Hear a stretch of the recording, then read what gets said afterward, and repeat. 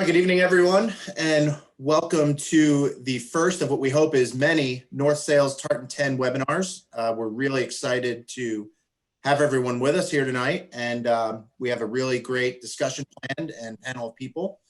And let's get into some introductions. So first, for those of you who don't know me, I'm Allan Terhune. I'm in the loft here in Annapolis, and I'm one of the one design experts, but also help out with the offshore one design classes.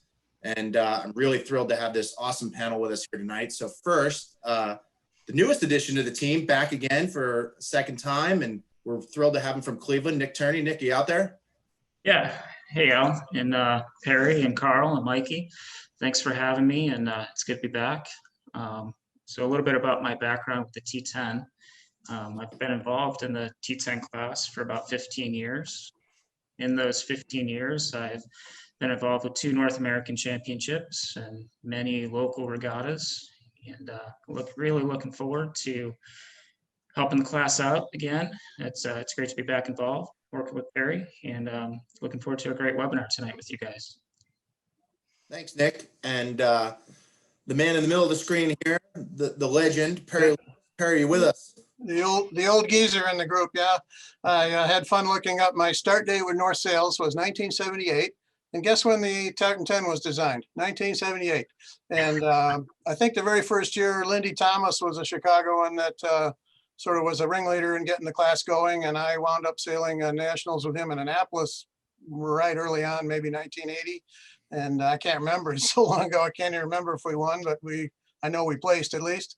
And then some of you in the group will know Scott Briesewitz from Milwaukee, who was involved in the class for a long time. And I'm happy to report we sailed with him a couple of times, and we won in Milwaukee in 05 and placed again down here in Chicago 2 or 3 years later. And so, yeah, we've gone with the class a long time, and I've seen all the history, and it's been amazingly resilient. We still have, it's basically the only class in Chicago that sails every weekend all summer long. So kudos to the T-10ers who keep at it all the time, year after year, week after week.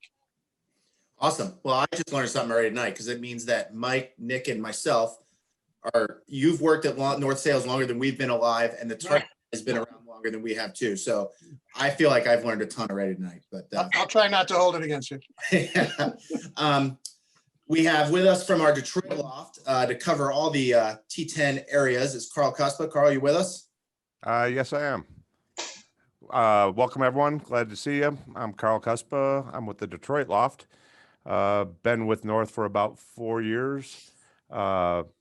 Looking forward to this presentation. It's been a number of years since I've been in the T-10 class. I do a lot of big boat one design racing, but I've already learned a bunch from this group as they've been putting this together. So great group to be able for me have a resource for all the boats in Detroit. So awesome. Glad to have you here. And last but certainly not least, one of our top one design designers and top sailors in the company too, Mike Marshall. Mike, are you with us? Yeah, really excited to be here. Thanks for everyone for coming, and Alan for being our moderator here, and just looking forward to doing more with the Tartan 10 class. I've been doing the sales for it since 2015, 2016 with the onset of the 3DI testing stuff, and I've been been doing design work for North Sales since 2012. So focusing on one design, and mostly one design, big and small. Awesome. And I'm really excited about the panel we have here. And before we dig into our presentation, I just want to remind everyone who's on the call. I mean, everyone on here loves Tartan 10 racing.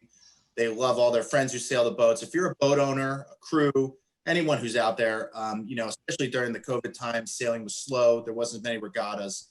Join the class. The T-10 class goes out of their way to get information out to the members, support the owners, do everything. And these classes, all the classes, but Tartan 10 class survives on people paying dues and being members. So our little public service announcement here before we get going is support the class that you love and sail in. And if you haven't paid your 2021 dues, hop on the website and pay, because the classes need them. And I'm sure that all the officers of the T-10 class would be appreciative. So without any further ado, let's dig into it. So real quick, we're going to cover a lot of stuff tonight. It's going to go by quickly. There's going to be a lot of info, but luckily this will be on YouTube and some other places, so you'll be able to get back to us. But Nick and Perry are going to bring us through the new tuning guide. They're going to talk about new sales that we're going to have in product line for 2021. We're going to go through a few things like the 1 and 2 jib program options, how that works. And then we're going to bring Mike in, and he's going to really let us understand and know why the 3DI technology, especially for boats like the Tartan 10, is a really cool thing, and moving forward, how we're going to make the sales even better. So without any further ado, let me get right to Nick. So Nick, new tuning guide about to come out. I know you've worked hard on it. What's going on? Yeah, so this has been a fun project to work on this winter. The new tuning guide is up on the website, northsails.com, if you guys want to check it out. There's a lot of great new information in there. But really, we wanted to focus on this concept that I call visual tuning. And that's described more in the new tuning guide on the website, northsails.com. But sailing a T-10, it's a pretty simple boat to sail, but it's a very difficult boat to sail really well and have that little extra gear over your competitors. So tonight we want to kind of go through those visual tuning tips and tricks that Perry and I have. We'll share all of our secrets with you guys. And the next thing that we're going to look at is these quick tune cards that we've produced already. And so we wanted to kind of separate it up by sea state. I find sailing the T-10 and in different conditions, you have definitely different setups that you want to look through.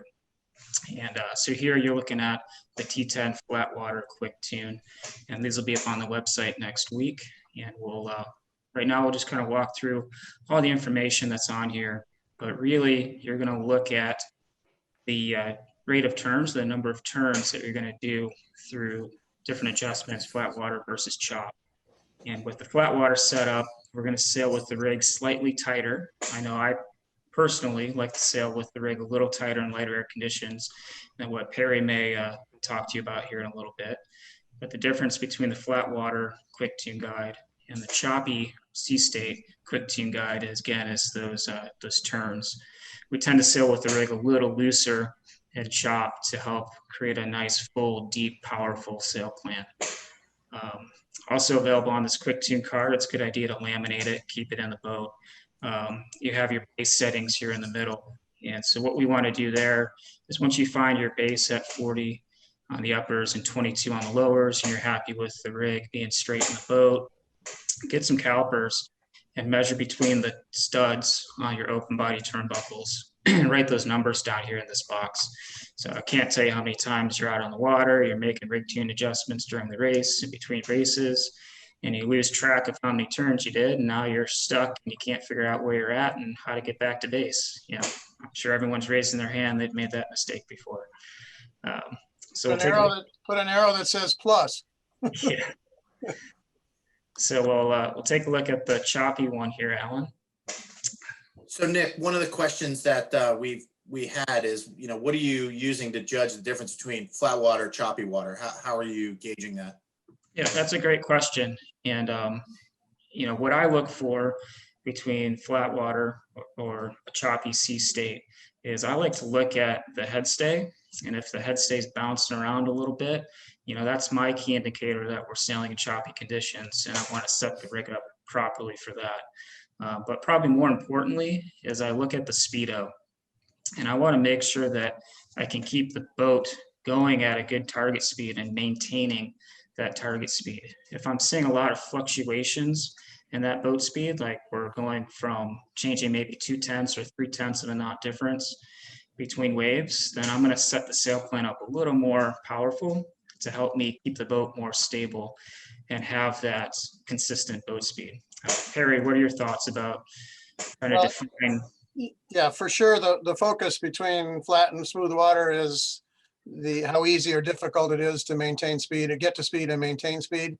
And, we talk about two conditions like it's black and white, but of course it isn't. So in general, your guideline here is only one turn on the shrouds between smooth and rough water, but there might be times where you go extreme beyond that, either tighter or looser, depending on how difficult the conditions are. So it's always a continuum. Sailing is in a dynamic environment, and so sometimes you need a little more, a little less. I will say that a lot of you in the audience are probably familiar, again, this is the history guy, familiar with our older matrix, and we had 3 columns for smooth, chop, and rough water. But in general, you'll see the same base numbers here, but the adjustments are different. And we're now recommending not going as loose, extreme loose in light and lumpy conditions by a turn or 2.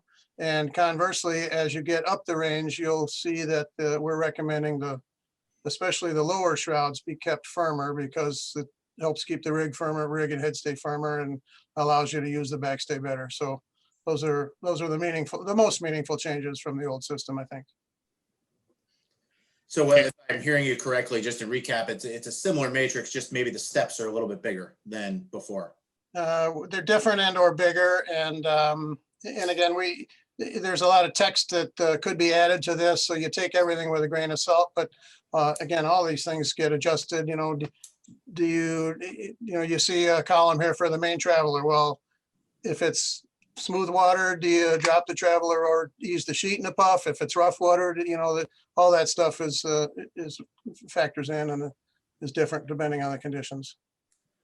And of course, that's why they call it a guide, right? It's just it's a starting point to get you going more than anything else. But Nick, you didn't mention the J dimension and the headstay specifically. But I think probably everybody agrees that you have to have maximum J and you want to have maximum headstay. We haven't really spent any time on that. Yeah, the verbiage in the tuning guide kind of walks you through how to measure your headstay length and why it's important there. You see important notes here on the bottom right-hand side of this quick tune guide. But it's really important to set the T-10 up with maximum rake allowed. And so making sure your J measurement is correct and your headstay is at class max length is pretty important. One new feature to me anyway was your method for centering the mast in the rig, centering the mast in the boat, not just relative to the deck, but to the keel. That was a new idea. So I don't know if we need to go through that now or invite people to ask about it after they see it on in the tuning guide. Yeah, that would be, I think that'd be better to do that after. Real quick, it's in the tuning guide, but T10s are not the most symmetrical boats. So I find it's important to keep the rig in line with the keel, and in the new tuning guide, it kind of walks you through the process of finding that. Awesome. So we did have our first question, and for all of you guys who are listening in, feel free to go on the chat and ask questions, and I'll help relay it to the guys here. But Bruce Richardson asked, why in the tuning guide at 24 and above are there no extra turns?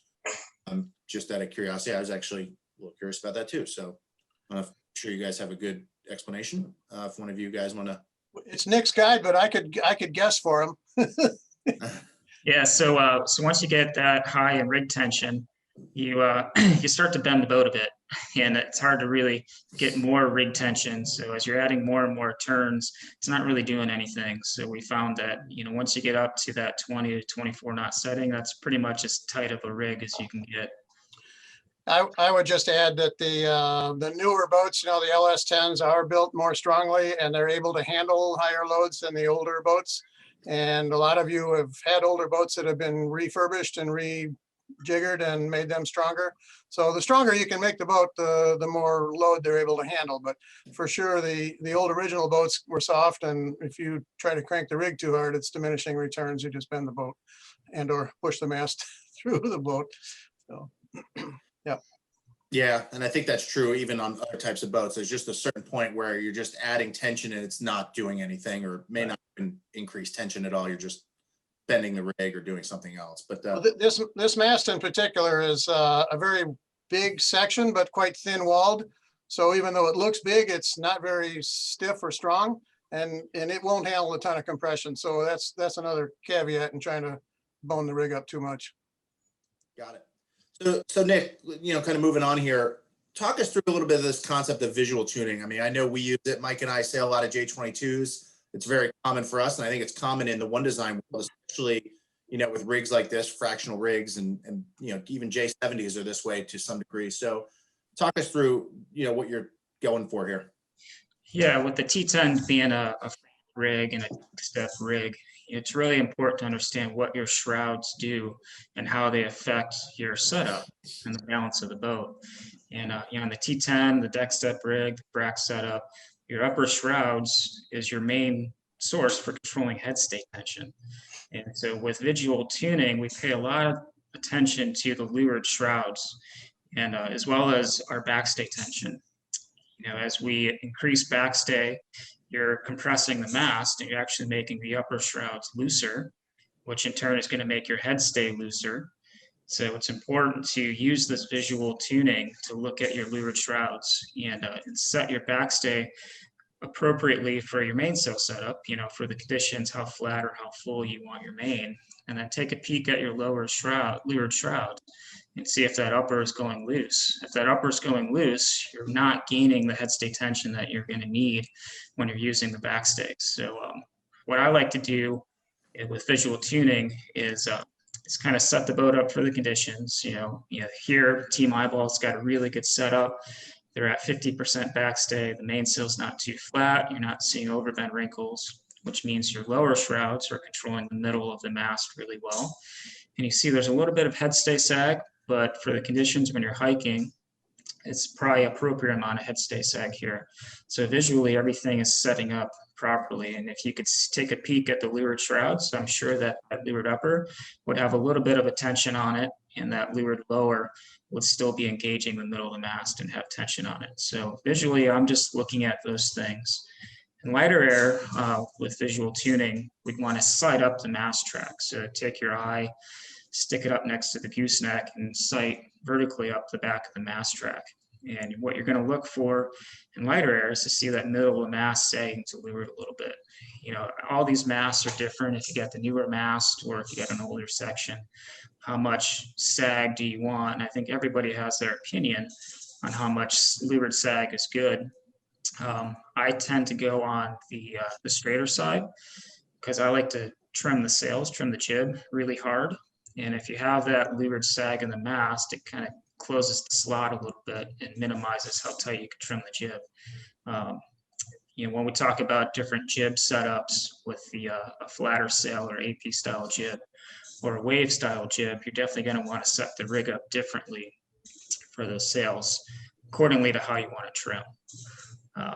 I don't care if you have anything to add here with the visual tuning, or kind of what do you look for visually when you're trying to set up your T-10? Well, I think when it's blowing 10 knots and smooth water, everything's easy. The problems with the boat are at both ends of the scale. In light air, it's really underpowered, and especially in wave action, it gets really difficult to power the boat up enough. And so the trend is to go loosey-goosey and have as much sag as you can possibly handle and make the mainsail as deep as possible.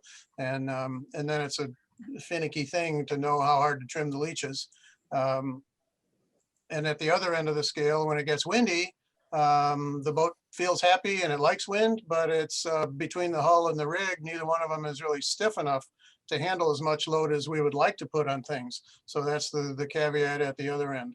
And I think if the boat were a lot stronger and stiffer, we would probably recommend the tuning range be more extreme than it is. Does that sound right to you, Nick?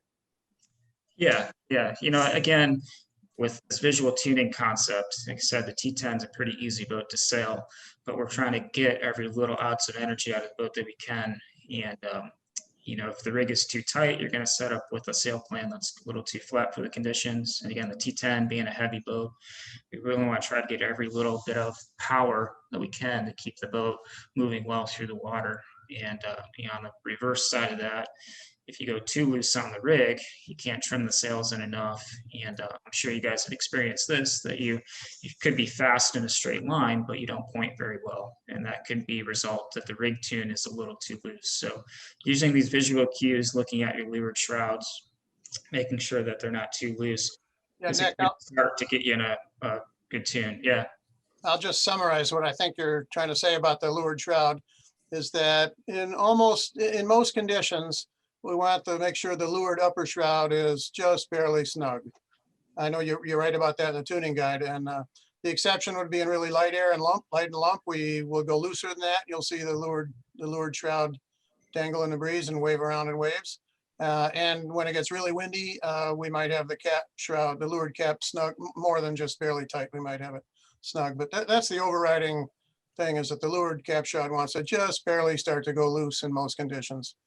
And we're going to talk about head stay sag in a minute, but that's, again, the upper shroud tension is the single thing that controls the sag, because the mast is, it's fairly bendy, soft, and it's extreme fractional, meaning there's a lot of mast above the headstay. And so when you pull on the backstay, it doesn't really contribute to headstay tension as much as it does on most other kinds of boats. So that's something to keep in mind. So, and also, you know, and also if I'm hearing you, is just making sure you have the backstay set roughly to where you would race with it in that 50% range, to make sure before you decide on the cap shroud tension. Before yes. you decide on the cap shrouds. And I think that's a key to it. So two questions for you guys. One I can answer really quick, and the other one I'll leave for you guys. So Mark Kroll asked us if the numbers on the tuning guide are from base or if there are additional turns to each additional step. And I think they're all turns from base, if I'm looking at the guide correctly. So I think it actually says on the top, but I'll double check, but they should be turns from base. We have a different question here from Robert for you guys though. And his question is, his boat points better on one tack than the other. What are some things in rig tune that you might change or look for if that's happening? Nick, maybe if you want to grab that. Yeah, so that's a result of the rig not being centered in the boat, and which is one of the reasons why I like to center the mast with the keel. You know, T-10s not being a very symmetrically built boat, if you center the mast to the deck, you're not really getting the rig, or you don't really know if the rig is centered with the keel. And so it's really important to make sure that you get that the mast and the keel in line. You know, another result too is when you're setting your rig tune up, like a base tune or dock tune, and you think you got the tip of the mast straight and in column with the keel, side up the back of the track and make sure that the rig is in column, so that your lower side to side, one lower isn't have more tension than the other. And that could result in the mainsail setting up a little bit different tack to tack. And the mainsail is really the sail that's going to help you point. The tighter you trim the main leech, the higher you're going to point. If one tack, if the leech is too open or too loose, result of rig tune, that could have a negative impact on your pointing ability. I would just comment that the most common and likely source of if the boat's behavior is asymmetric is that I would double check that the keel shape is in fact symmetric, that it's put on the boat centered on the center and it's not crooked, as the one side is a little flatter than the other. That's could be, I for sure would want to rule that out. And then next reference to centering the mast relative to the keel is a new idea for me, and I'm like all ears. I think that's a great idea because it's getting at the same problem. The other thing you might do is carefully measure from the headstay to each chain plate and from the mast to each chain plate, and make sure it is symmetric in that regard.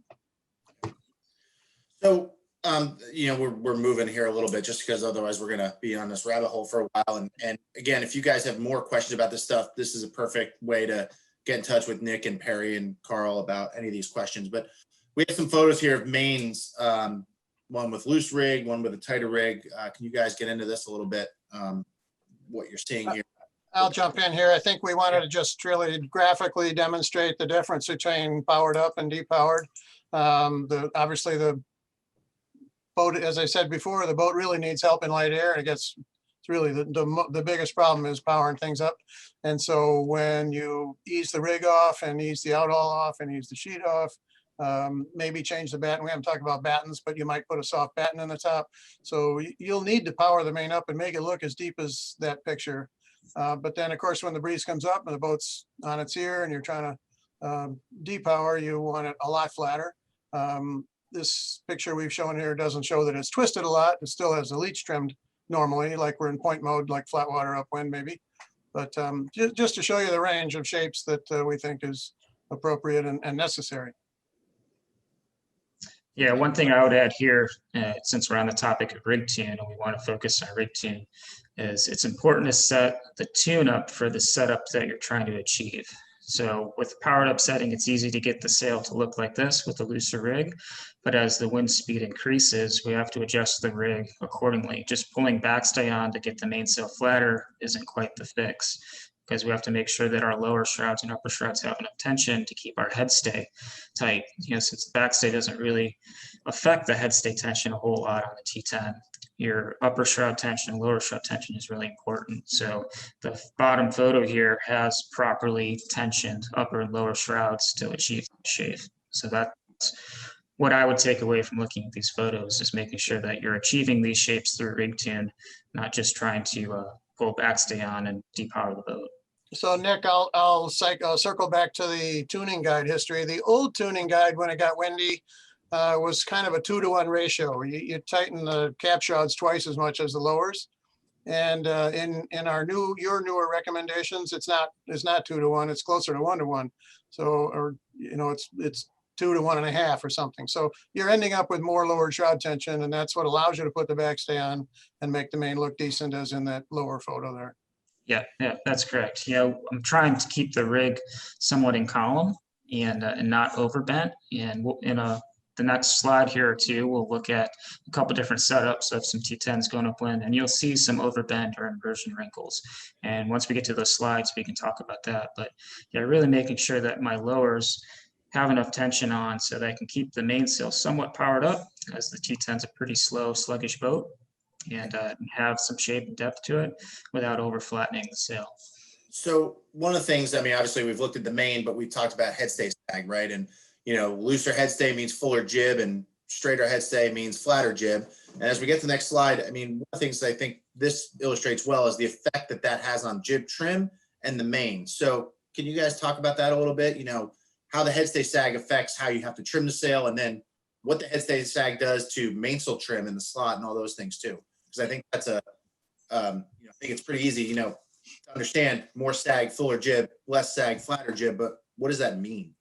So, yeah, so I put this slide together here, and the step number 1 is looking at how much headstay sag you have in the boat, and we'll look at some photos of different headstay sags in a bit here. But step number 1, how much headstay sag do you have? A straighter headstay means that you're going to have a flatter jib.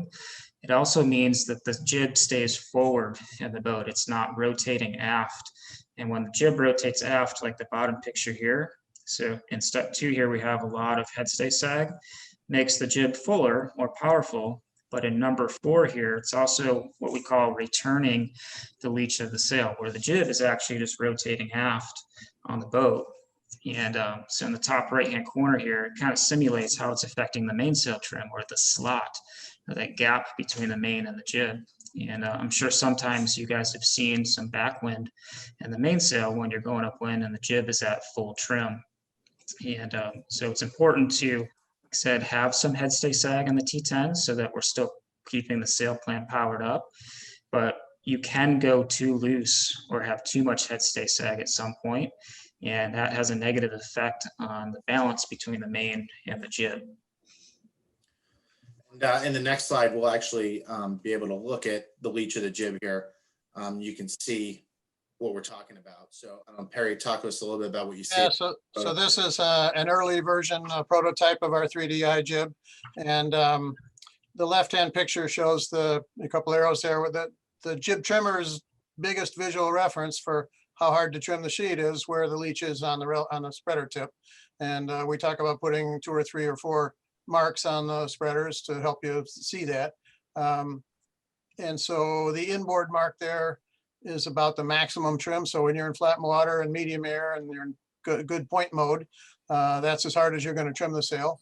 And then of course, when it gets harder, either windier and wavier, light air, whenever you're struggling for speed, you're going to not trim the sail quite that hard. And so the leach might be out as far as even with the spreader tip. And that could be a inboard and outboard at the spreader, could be a 6 or 8 inch difference from max in to max out.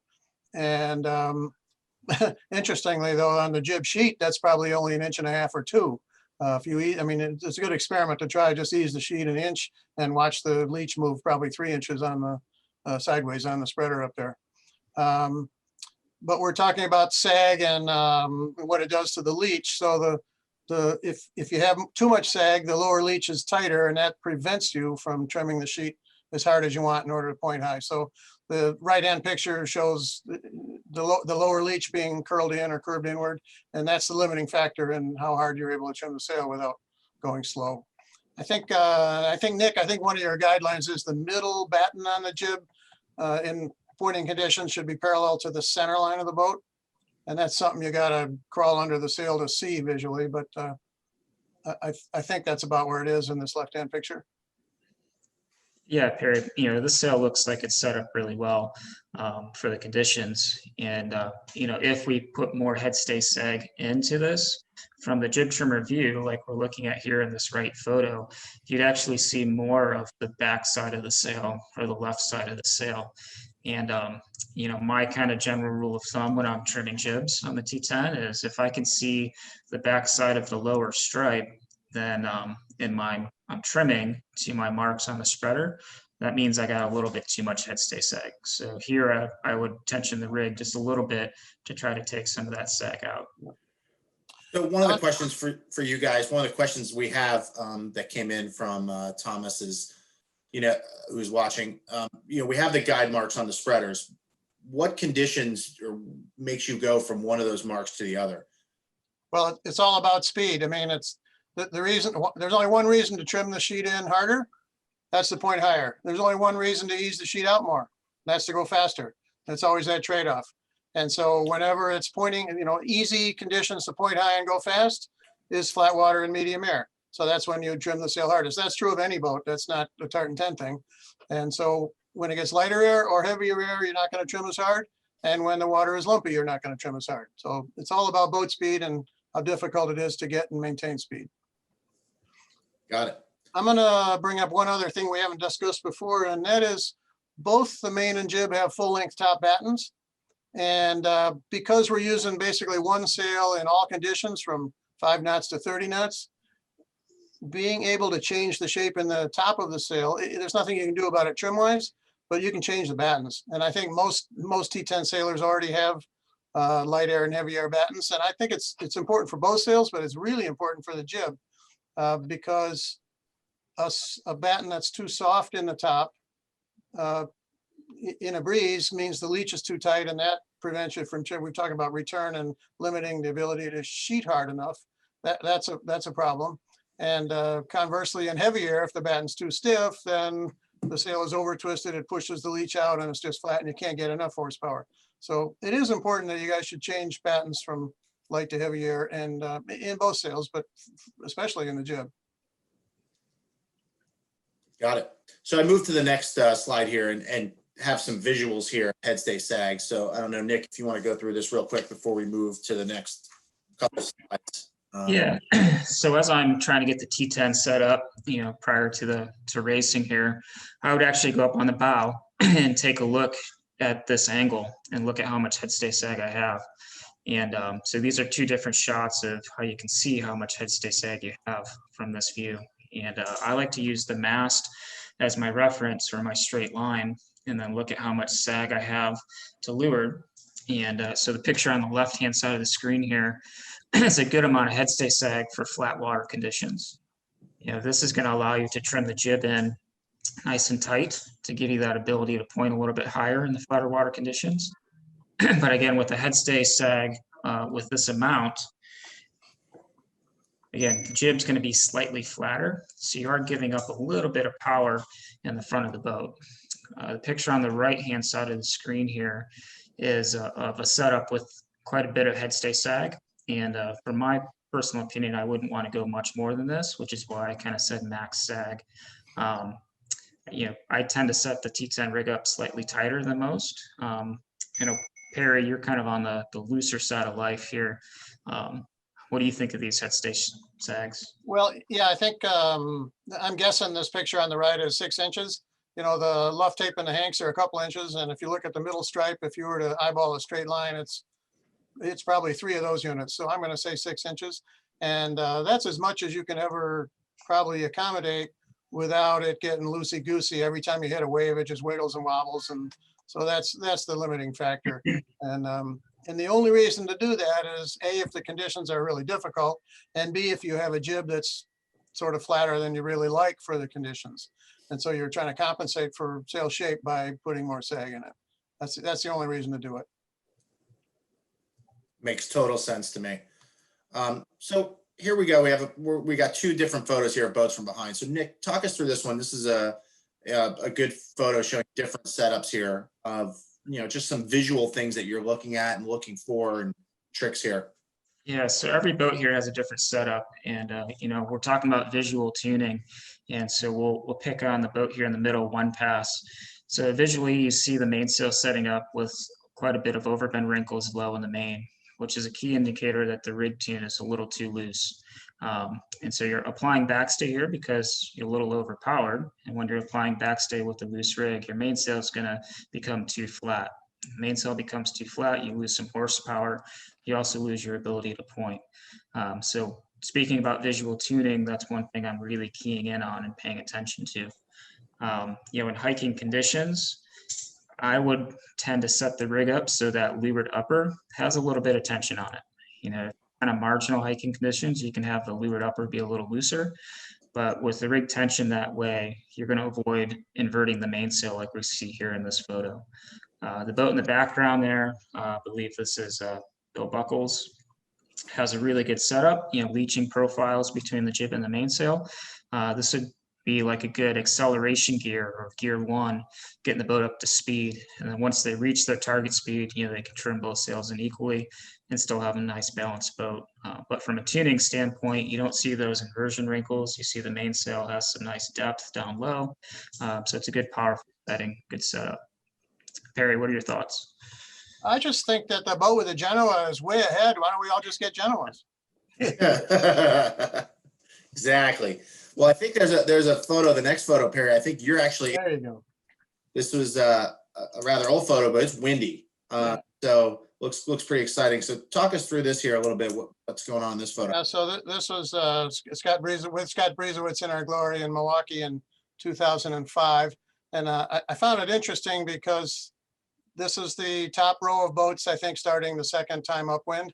And look how consistent the heel angles are. I actually measured with a protractor, and I think everybody's between 28 and 30 degrees. It's amazingly consistent. And yet the sail shapes are not the same. So I think the lesson is the helmsman's job is to steer the heel angle when it gets windy. And then it's the trimmer's and setup job to make sure the boat is fast at that heel angle. And you can see quite a bit of difference here. I'd say that boat 3 in the middle has a different looking main than the others. It's quite a bit flatter and trimmed harder. I mean, and being flat is what allows them to trim it hard. I believe boat 2 is us, and the sail is flat, but it's twisted. It's not sheeted as hard.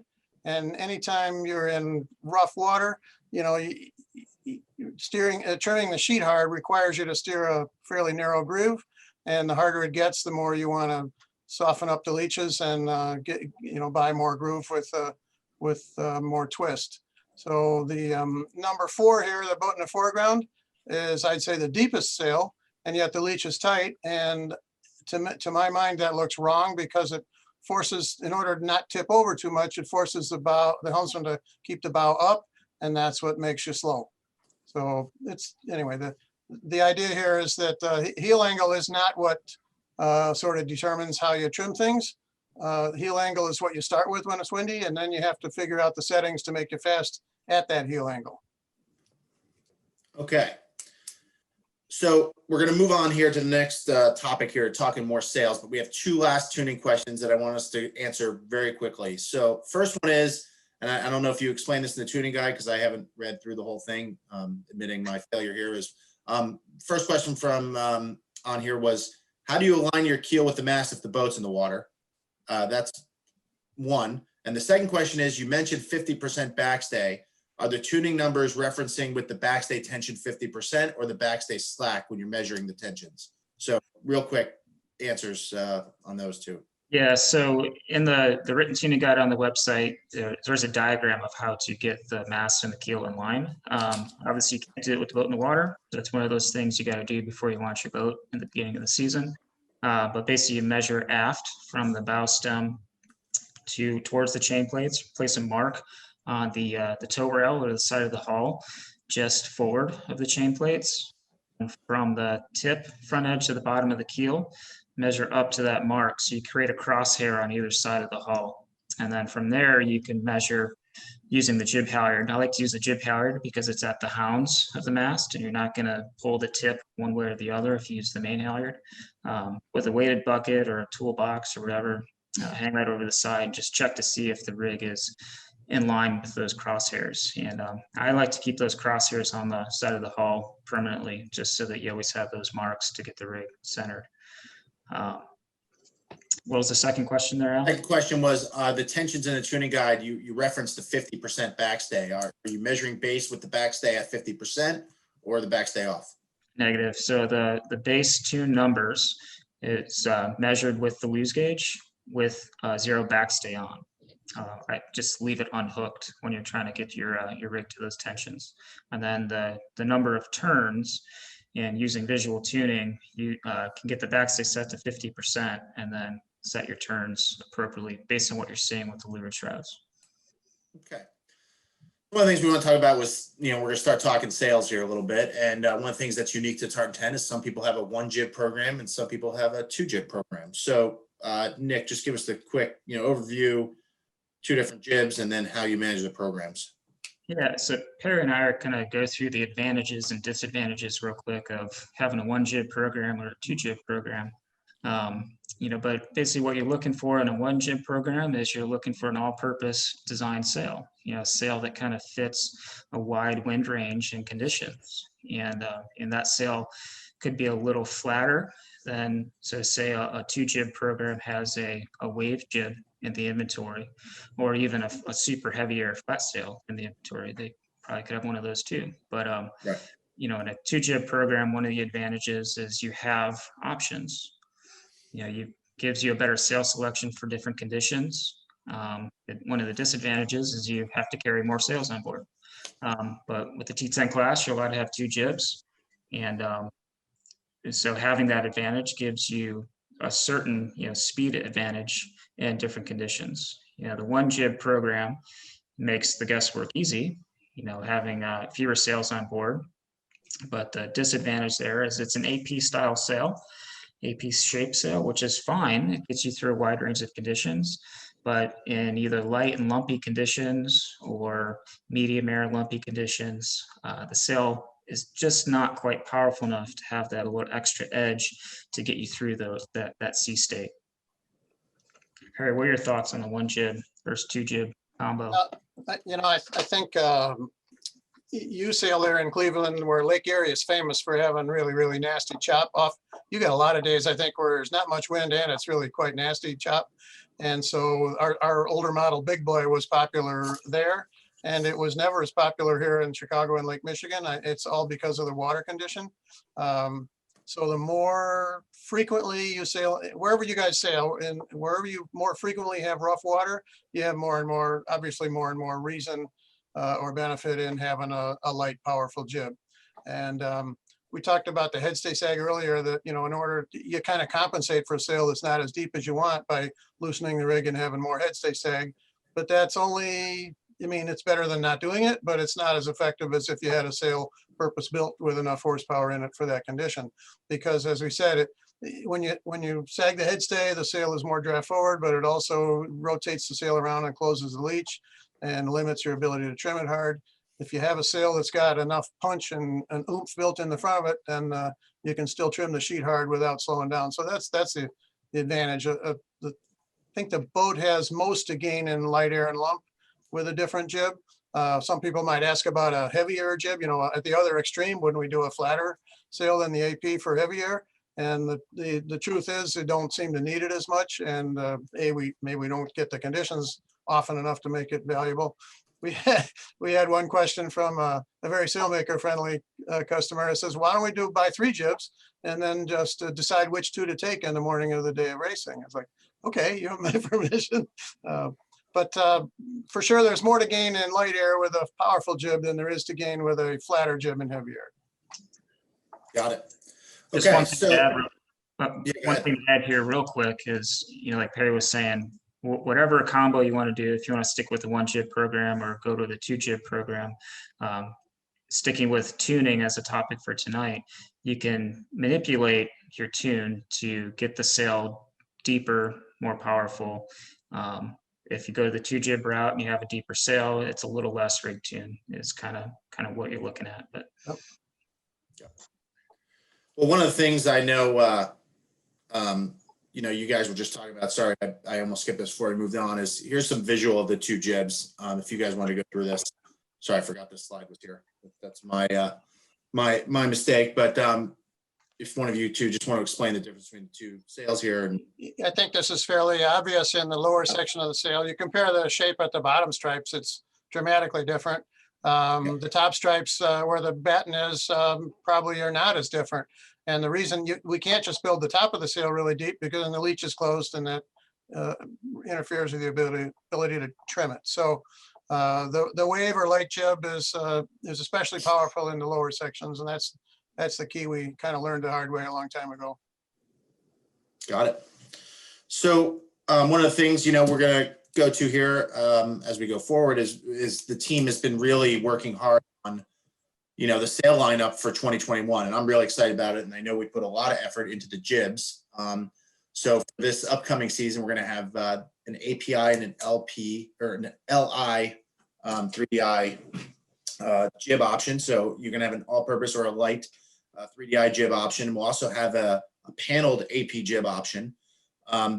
Because it's not listed here, you still will be able to get the big boy if you really want one, and we're not going to discontinue that sale, but it's not going to be on our what we would call our frontline offering. But it is still there. It didn't go away, and it's not there. And obviously our traditional main and Spinnakers that everyone likes, you know, they've got some little bit of detailing cleaned up and things, but the flying shapes are the same, and the designs are what everyone's accustomed to, and we felt they've been fast. So this is what we're really looking forward to for 2021.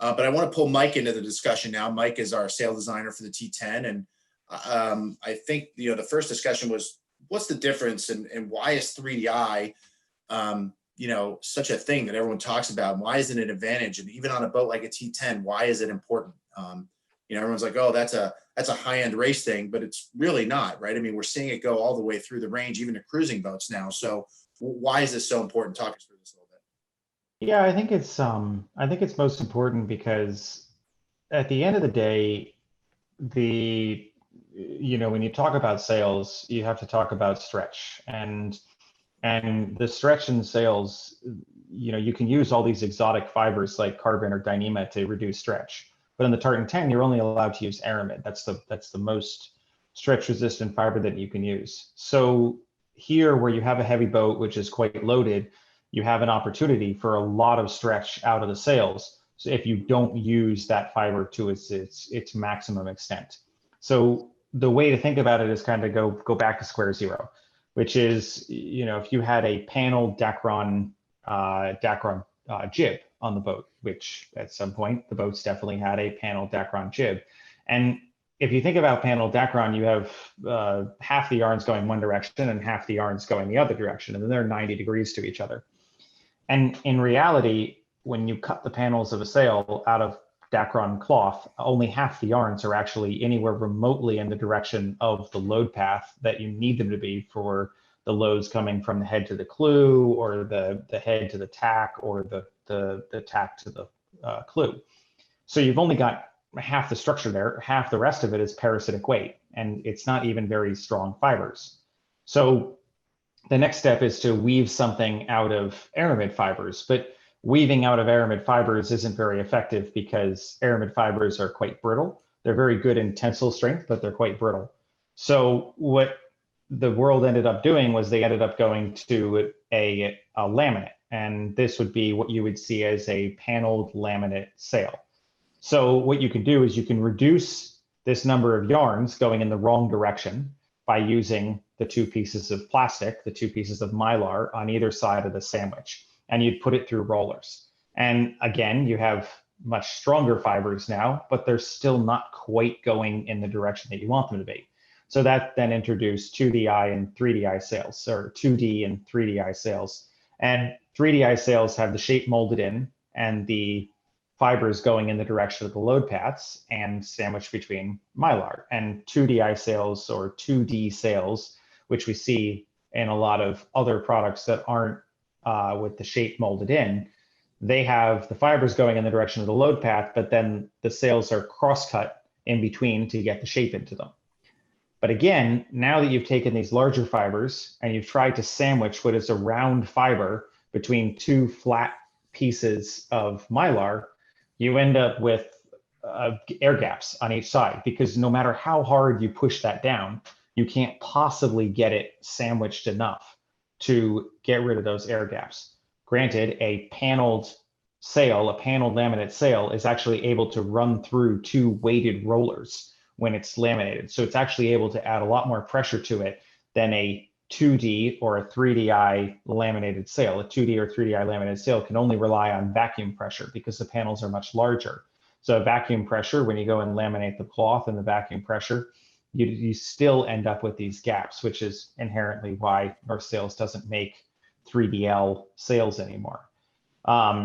So what we've ended up with is now this 3DI product, which has taken the laminate and not the laminate, it's taken the Mylar completely out of the equation.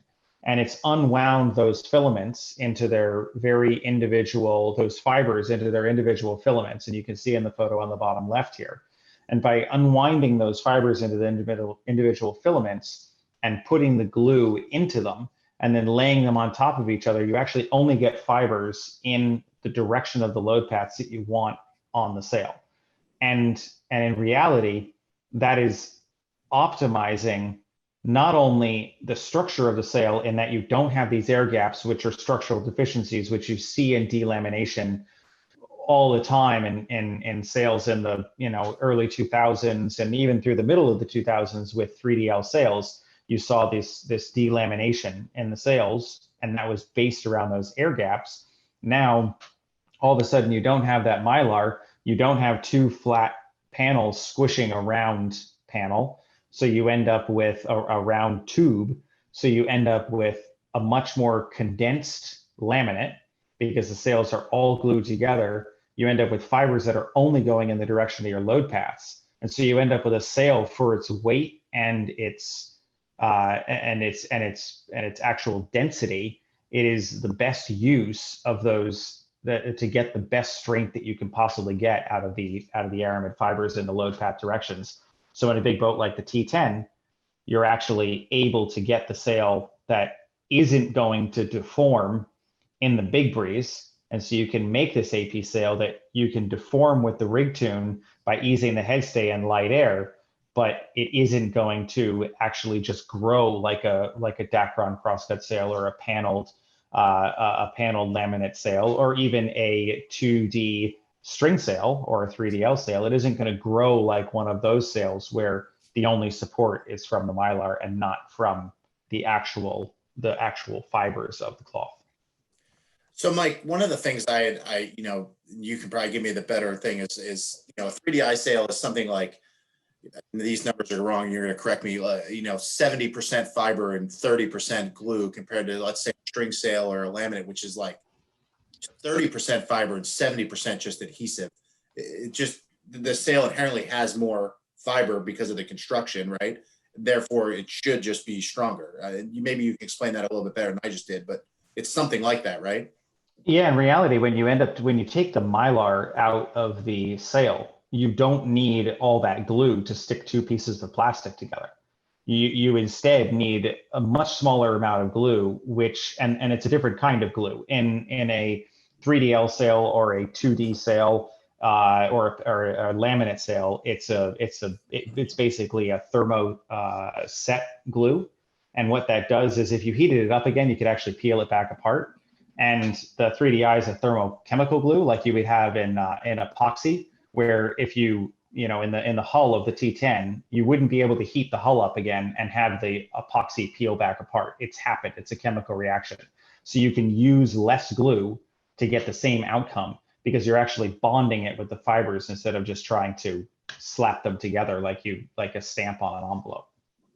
So one of the questions we just got and is the base layer Mylar film, which I'll jump in here and you can correct me again if I'm wrong, but there are no films. Actually, I know this for a fact. There are no films to a 3DI sail. And one of the ways it was explained to me once, and again, you can correct me, is that I think of a 3DI sail as basically the way a boat is built, right? They have a mold, which is what we have, a sail mold. They vacuum bag, set it up with a vacuum bag. You're basically laying, no different than they lay wet fiberglass in a mold. It gets vacuum bagged and cured. The boat comes out rigid. A 3DI sail is basically kind of a similar process, but it comes out flexible. Is that a fair way to put it? That's 100% the case. It's just a different kind of glue. If you use one glue, it's flexible. You could make a boat that was flexible out of fiberglass by using a different kind of glue than any other case. But just like a fiberglass boat is a laminated structure, a 3DI sail is a laminated structure. It just doesn't use the Mylar, because lamination it's like saying Xerox. It's using a term of an action of doing something to describe a unit. You say, I want to do a Xerox. You're saying, I want to make a copy of it. Saying a laminate has to have Mylar in it isn't really the case. A laminate is just a series of layers of something that are glued together permanently, just like the hull of the boat is with fiberglass. And that's just like what 3DI is. And the other way I like to think of it that way too is when you're building a boat, right? They put reinforcements at, say, the chain plates or the high load areas. And 3DI does the same thing. If you look at the corners or batten pockets or reach points, there's extra layers there to give it support that aren't needed in, say, the main part of the boat, right? Well, the same thing happens with the sail. So there aren't these extra, heavy weighted areas where, like, if you use a Dacron, it's just a roll of uniform weight cloth. So the middle of the sail is heavier than it needs to be, whereas 3DI doesn't need to, just like a boat, because they can put the fibers where they need them for the load. Is that exactly? We could tailor exactly. We could start. The one thing with string sails is, and a lot of the products that are around in the early 2000s to middle of, to early 2010s is string sails. You had to, in order to get the structure out of the fibers, you had to complete them through the entire sail, because the Mylar didn't do a very good job of gluing them all together in shear strength. It just did a good job in laminate strength. The cool thing about 3DI is that you can actually stop the tapes and you can, because it is one laminated structure, again, like the composite of the hull of the boat, you can actually cut the tapes and put more of them, short tapes, in a corner and increase the structure in that corner, as opposed to in the middle of the boat. You don't, in the middle of the sail, you don't have to have it go pass all the way through the sail. So Alan, the history buff's going to jump in here quickly. sure? And a lot of our audience already knows this, but we've not been allowed to build 3DI jibs for the class for the last 3 years. I think it's been 3 years, because even though it's a laminate and the class requires it to be a laminate, they interpreted the rule to mean that a laminate had to include Mylar film, PET film. And since 3DI does not, then we weren't able to build it. So the class, most of you, in fact, in the audience have voted on this. And so this is the single biggest reason why North is excited. We're all excited to be back in the class again, is because it opens up a whole new world of a lot better sail technology, plain and simple. For sure. So let's talk about that a little bit, as we're running a little bit here towards the end of our time, but it's a good way to wrap up. So, again, we're talking about the 3DI API one-jib, we're calling it, which would be, part of a two-jib program or a one-jib program. This is kind of going to be the go-to sail. Correct me if I'm wrong, Nick. We've seen some pictures of it today, and I think, if you want to talk through this here a little bit, we can go run through the range here pretty quick. Yeah, so we wanted to design a sail, build a sail that was going to be strong enough to go uprange and be able to use in 20+ knots of breeze and waves. But we also wanted a sail that was going to be light enough and strong enough to use when it's light and lumpy out. And so this 3DI raw 360 API jib made out of black aramid is kind of what we decided on. It's got very low stretch properties compared to any other string sail, making the sail super easy to set up and trim. The sail is going to be really stable, and the sail is going to perform well in a wide range of conditions. Got it. And to complement that, we're going to have the 3DI LI jib, which will be a similar construction, just obviously different design flying shapes and Right. all those things, right? Yep, so the LI jib is the same 3DI raw 360 black aramid. What we're doing is we're just making the lower section of the sail a little deeper, a little more powerful to kind of make the sail excel in either lighter air conditions or light and choppy conditions, kind of power up the front of the boat. This sail is going to pair really well with the AP jib if you want to run a two-jib combo, or if you're just sticking with the one-jib program, the AP sail is going to get you through that range just as well. Got it. And the other jib here is this AP paneled sail. So we still wanted to offer a paneled sail option on our order form. And like Alan said earlier, we still have the big boy jib available. It's not going to be on the order form, but we can still get you that sail if you're loyal to it. But utilizing North's XI laminate construction technology, we're going to use that AP design shape and just build the sail out of a laminate cloth. And I'll have Mike jump back in here, but just if you can give us a 30-second. I mean, XI is North's own laminate, right? We make that and do it all in house. It's nothing anyone else can get anywhere. Maybe you can just explain that real quick, how we deal with that. Yeah, I mean, we're able to tailor a lot of our laminates to exactly the moduluses that are needed for the different boats, which is nice. And then beyond that, we actually have the ability to. There's always a cross fiber in the laminate, and it doesn't go in the direction of the strong yarns, which are in a laminated sail. They happen to be down the length of the roll, the warp length, the warp direction of the roll. There's always a cross fiber, and in a lot of laminating machines and tape laying machines, you can only do that fiber in one angle, and we have the ability to actually vary that angle to again tailor the cloth to what the purpose that it's serving. Got it. Quick question here before we move to downwind sails. I got a question from Bruce here. If you were comparing the LI and AP jibs, how would they stack up, or what would you say they are considered compared to the old wave and old speed jibs? Boy, it's getting late. I can barely read. You guys, Perry, maybe you can help with that. But the wave and the speed jib that we used to offer, where would those fit in the the concept isn't all that different. I mean, you're trying to use one shape basically in waves and one shape in smooth water. They're not, light and heavy would be misnomer because they're really full and flat is a better name. Those sails were old paneled sails, old crosscut Kevlar paneled sails.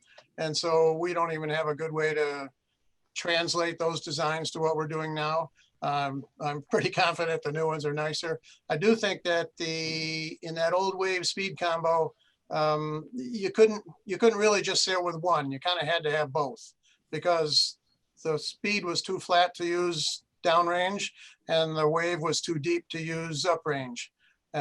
So our new AP concept it does a better job of, if you want to have the single option, it's a lot better option than that old two sail combination offered. Part of the secret, I think, is the 3DI construction is a lower stretch sail, which helps make the sail perform better at both ends, both light and heavy. Yep. So a couple more questions here, and these are probably more directed to Mike. So what is the difference, are we saying, in durability from a 3DI to a laminate sail? And it says if both the LI and the AP jibs are the same 3DI, is there any risk of damaging the LI if you use it uprange, or anything like that? What are the differences there? Yeah, so what I would expect, just in terms of differences here, I mean, with the 3DI sail, you're never going to expect that, because you have less stretch out of the sail, you have less give out of the fibers. So inherently, when you have less give out of the fibers, they don't deform away from what they were originally as quickly as when you have a sail with more give. And a sail that's very stretchy, all it takes is going over that limit of durability, that limit of stretch, for the sail not to be able to come back again. And that's what happens with these laminate sails long before they delaminate, when they're actually a paneled construction laminate sail, is that you get up range and the mylar deforms in on the bias direction more than the sail can handle, and it's maybe happens in a couple of tacks and you get a couple of good folds in it and the draft moves back and the entry angle straightens out, and all of a sudden your wave jib now with the draft aft isn't actually driving the boat forward anymore. It's sort of just dragging and backwinding the main on you. And that's, that's what's going to end up happening. So obviously, of course, with the 3DI jibs, your goal is to make it so that the sail isn't moving as much. So therefore, the wear and tear and the durability is a lot higher than what it is with the other sails. With that said, with the light and the, they're going to be slightly tailored different sails. And so, some of the structure in the light sail might be moved out of the luff and might be moved into, further back in the sail, because you might actually want to make the sail a little bit nicer in the luff, a little softer, so that it's more reactive to the telltales. It's more reactive to when you backwind a little bit and you end up too high on the telltales. And in doing that, if you then take it up to 20 knots and you wind the halyard on as hard as you can, obviously that's not going to help that sail. But within reason, you're not sitting in a place where you're gonna take the sail up to 15, 16 knots and you're gonna say, oh man, my sail is destroyed. If you took it up to 15, 16 knots and you left it luffing at the dock, hitting against the mast, then for sure any sail is gonna take a beating doing that. But there will be slight differences, but it's certainly not gonna be something where it's of concern if you get caught out for a race in big breeze with the light version up. Yeah, and I know that's happened to me in a boat like a J111. We've gotten caught out of range, and as long as it's not blowing 30, the jib pops back to what it's supposed to do. It never really deforms, right, unless you do it over and over and over and over and over again. So it can do it if you need it to be. So I kind of keep moving here. So the downwind options, the S4 runner is really the class 1 design sail, and it's been proven, sail that we offer. And then we have this other reaching sail that is available. Perry, maybe you can talk a little bit about that, where that fits in the range. Yep. Okay, yeah, so the class running sail, we think is really the only one needed, because if you look at the boat's pullers, it sails amazingly deep angles, even in light air. I mean, this picture shows the pull back. I mean, that's the sail's designed to have a pull back pretty much all the time. It's not terrible when you got to put the pull forward for a light air reach, but basically it's designed to perform best when the pull is back. And 95% of the time we're sailing T10s on a windward course, the pull is back. So even in surprisingly light air. So this other sail though is quite a bit different, and it's a lot flatter for port to port races. Anybody that does any of our distance, about half the races here are distance races now. And between the little jib and the big fat spinnaker, you need something in between. And so having a noticeably flatter spinnaker that excels when the pull's put forward, and you can trim it hard without tipping the boat over, it's a very nice feature, and it's something we've been doing for quite a few years, actually. Has great results. Got it. Okay, well, we went a little bit over our time, and we actually did pretty well. We're only 8 minutes over here of our target of an hour, which is really good. But I want to thank, first off, I want to thank everyone who signed on to listen in. I think this is really great. We hope to do more of these. If you have more questions or topics you want us to talk about, feel free to send Nick or Perry an email, or myself. We'll be glad to set up the next webinar. If you guys have any questions about the tuning, the sail trim, the sail choices, anything that's going on the T10, you can email any of the 5 of us. We're glad to help out and chip in. As we said, we're really, really, really excited to, bring a new excitement and engagement to the Tartan 10 class. We think it's just one of the staples of sailing in the Midwest, and we're really excited to be a part of it. And we're glad that all of you tuned in tonight. And I don't know, I think all these guys maybe will be at the Nationals or in Racine, right? Yep. So I think that's a big focus for the team. And we're looking forward to helping everyone have a good 2021 and being back on the water. So with that, if you guys have any questions, feel free to email anyone of us. And thank you again for tuning in, and we'll talk with you all soon. Thank you, guys. Thank you for hosting, Alan. No problem. Thanks, everyone.